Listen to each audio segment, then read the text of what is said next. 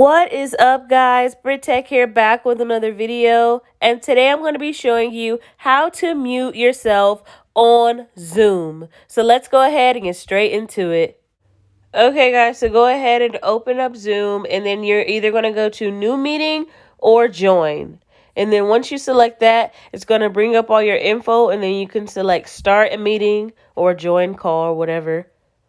And then after that, it's going to take you into the meeting. So here's what you want to do. You want to set up the call using internet audio so that you can hear them when they're talking and they can hear you.